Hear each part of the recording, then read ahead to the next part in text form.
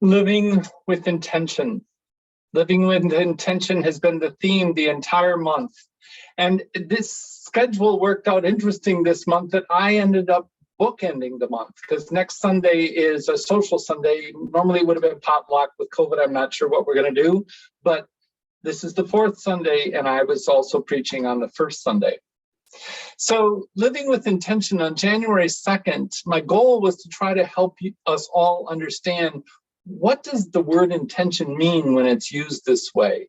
And essentially, it boils down to living with intention means living with our values and beliefs that we've come to know, come to absorb, come to own, and living in a way such that those beliefs and values are obvious to others and we feel true to them.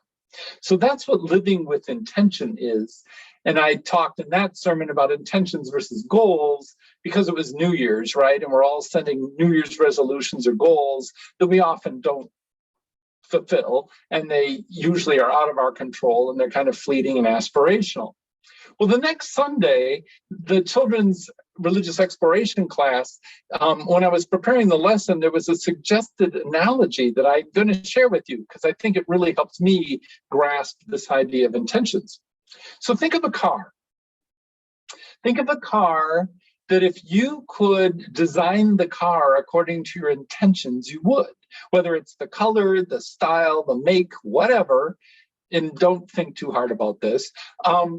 The car represents your intentions.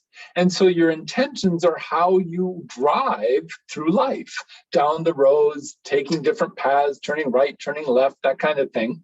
And so intentions are very core to how you move through this world. Well, on the other hand, goal is this short-term thing that you might be doing that day. Your intention might be to live more sustainably, and so you're doing something very specific that day that that's that day's goal. Or maybe your intention is to pay attention to the fairness and justice for everyone, and you go and do something there. So that week we were working with the kids, and it was all about passion. And they said passion is what actually steers the car. So it is your passion makes you go right, left, forward, back, and leads you towards that goal, that short-term goal that helps you live with intentions. So I hope that makes sense what living with intentions in this context means.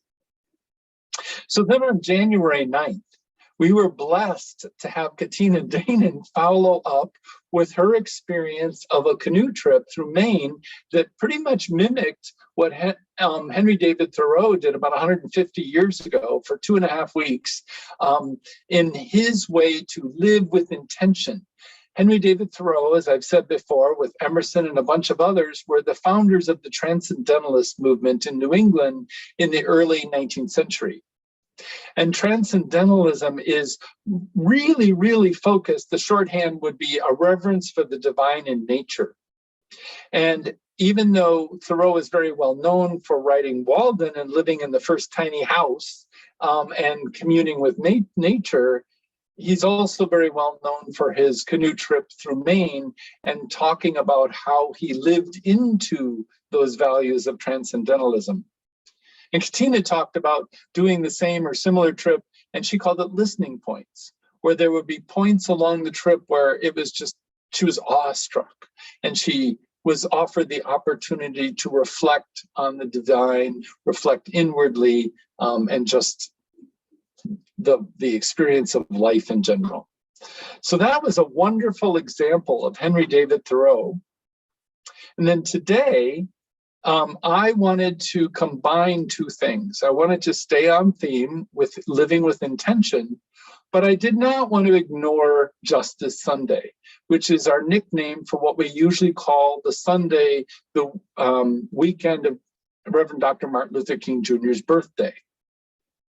And often we talk about Martin Luther King and what he stood for, but generally we talk about justice. So that's why I merged these two together. I said, well, wouldn't it be interesting to understand the intentions of our, the famous justice superheroes that we tend to bring up all the time? And so today I chose Thoreau, Gandhi, and Reverend Dr. Martin Luther King Jr. And there's a connection there. And some of you probably know it, but I will spell it out in a minute. But I have to say, so I dubbed Henry David Thoreau our first reluctant justice superhero. He grew up in Concord, Massachusetts, and went to First Parish, went to Sunday school, the whole 9 yards. And when he got to be 18, an adult, he officially resigned from the Unitarian Church. There's a document in his beautiful cursive handwriting. And according to an article by Richard Higgins in the UU World in the summer of 2017, he never set foot in a meeting house again. Yet we claim him as one of our big superheroes, one of our founders of our Unitarian Universalist theology today. So that's kind of interesting how we got from there to here. Basically, he left because he had created or come to embrace certain values, and his intention was to live with intentionality and live with those values his whole life. And he didn't find those in the Unitarian Church of his time. So that's why he left. So there's a couple parts to this. Transcendentalism, we already talked about. It's more than just seeking the divine or a reverence for the divine in nature. It was the concept that, and it kind of goes back theologically to the Garden of Eden, that originally humans, nature, and divine were one. And that is paradise, that is nirvana. And because of life and humanity, we've fallen away from that. And so the idea was, the goal was to re-harmonize those, that you'd find transcendence if you could recombine humans, nature, and the divine. Again, an absolute reverence for the divine in nature. But it went so far as to say the divine is everywhere, which is a very Eastern or native concept, in everything and in everyone.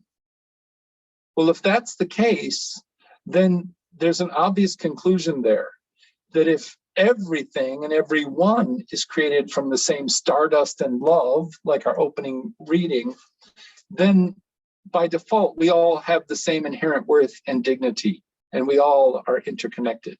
So you can see where some of these ideas from Transcendentalism are now a very core part of Unitarian Universalism. But Thoreau went on. He went on to have other values than just Transcendentalism. And the big one was the right of conscience. And that's another principle that we have today. And it means the individual's right to determine what is true and just. And then Thoreau would say there's also an obligation to live into those values, to live with intention. Thoreau wrote another essay called On the Duty of Civil Disobedience, or its nickname is just Civil Disobedience. And in there, Thoreau argues that the individuals should not permit governments to overrule or basically atrophy our consciences, that we have a duty to avoid allowing the government to enable injustice, and indeed he saw they were the agents of injustice. Thoreau was not a huge fan of democracy. He figured it was the best thing we have, but he realized that just because the majority rules doesn't necessarily mean that justice always rules.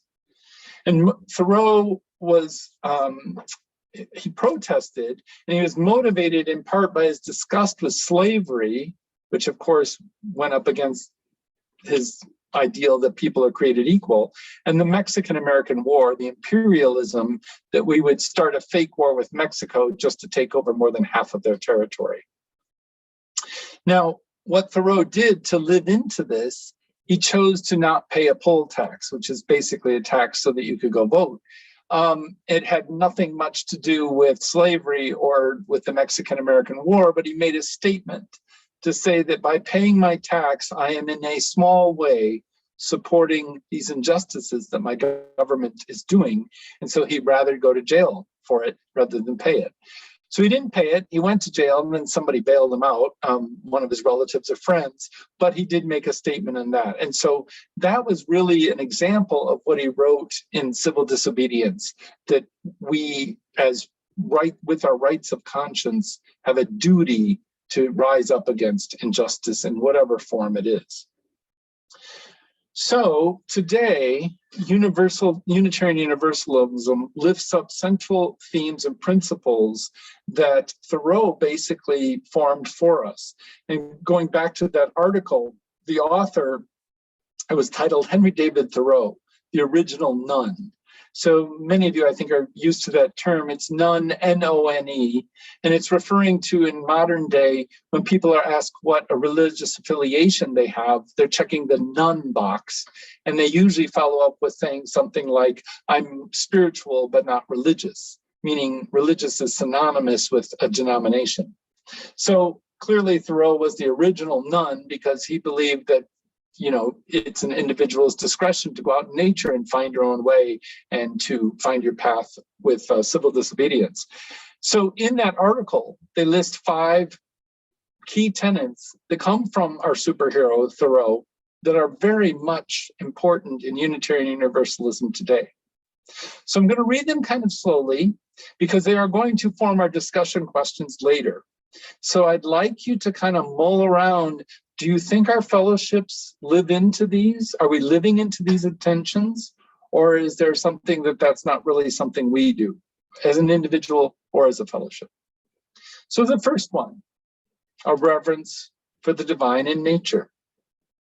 We live in a very beautiful part of the world, and I think it's natural for us to have a reverence for the divine in nature. So that one seems to make a lot of sense to me.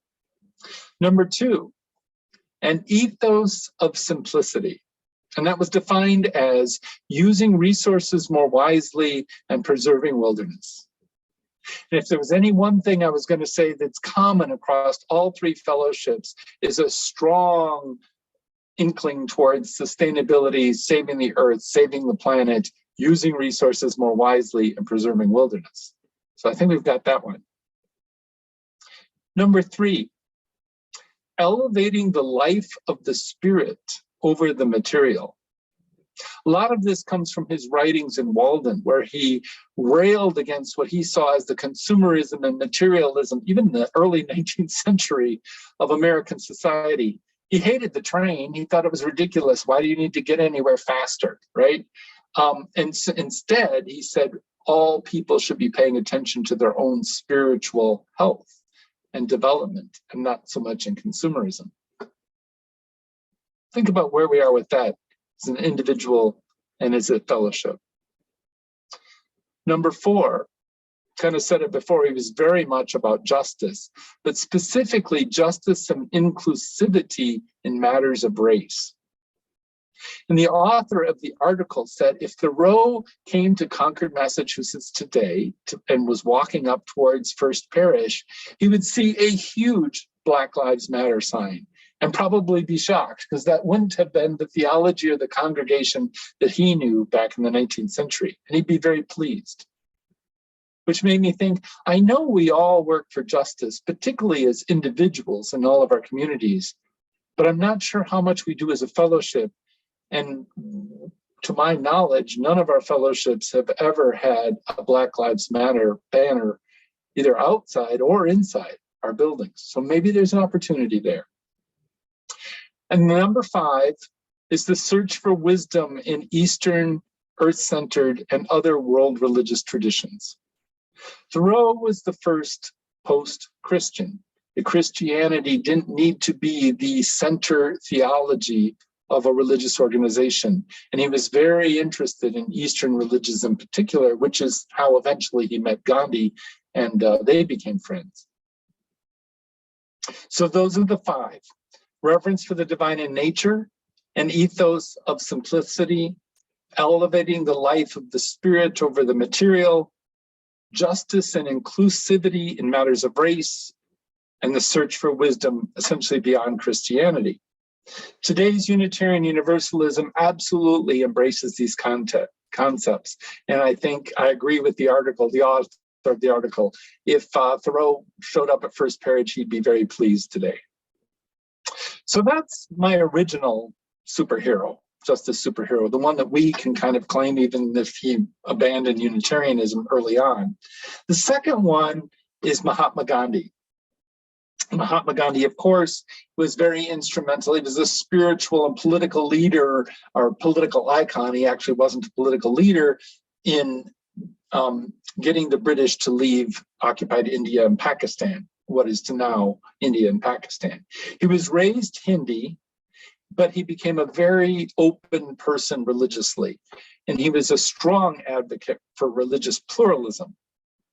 Now, Gandhi was very influenced by Thoreau's philosophy of civil disobedience. He had read it and had it translated, and they knew each other.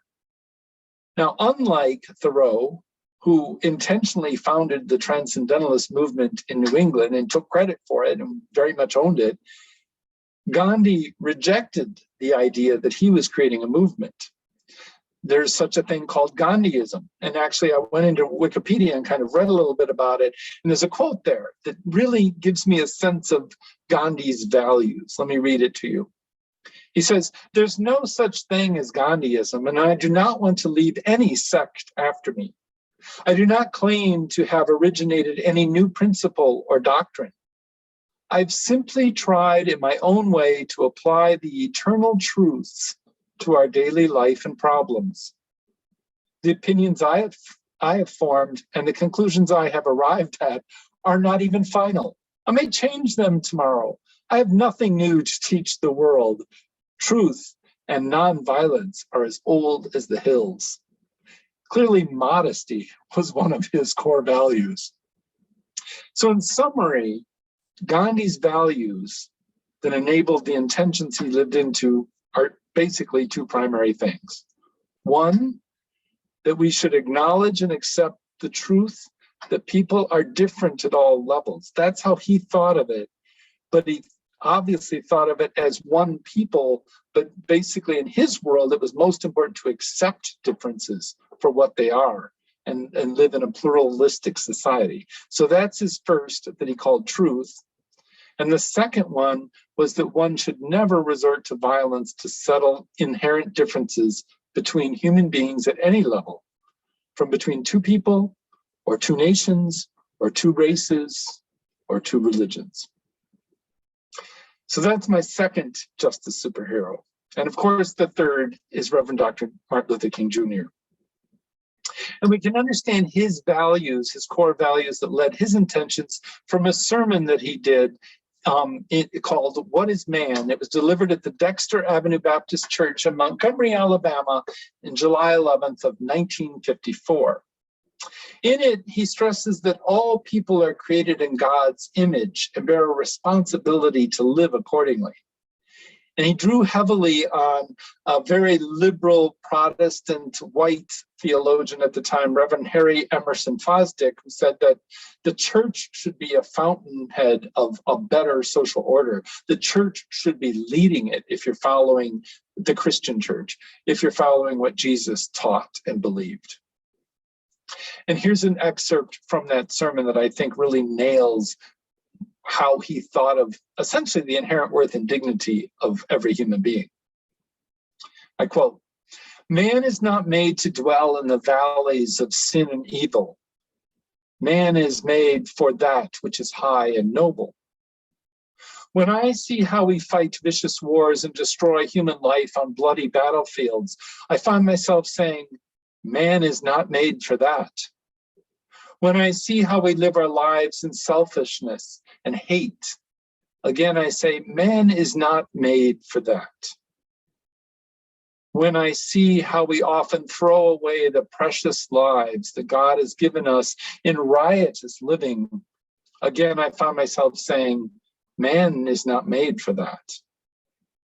My friends, man is made for the stars, created for eternity, born for the everlasting. Man is a child of the Almighty God, born for his everlasting fellowship. Again, sounds like the opening reading. We are all stardust and love.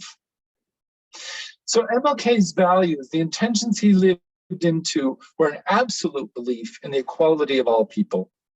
And then he wanted to live his life sort of like Gandhi as a preacher, but a preacher who served the underprivileged. He used the leverage of his pulpit to fight for injustice. or fight against injustice, to fight for justice, rather. He rejected public office. People constantly wanted him to run for something, and he rejected that whole celebrity preacher image, although I think a lot of us would think of him as that, but he wasn't one of those kind of televangelists like we think of in modern and in more recent decades. So that's my third superhero, justice superhero, and his intentions. So I want to wrap this up in how we live with our Unitarian Universalist intentions in the spirit of Thoreau. And I'm going to go back to sharing a screen and sharing slides so that you can see the discussion questions. And the boxes will go away in a second. So I want you to think about these carefully as we do our sending song and move into our fellowship time.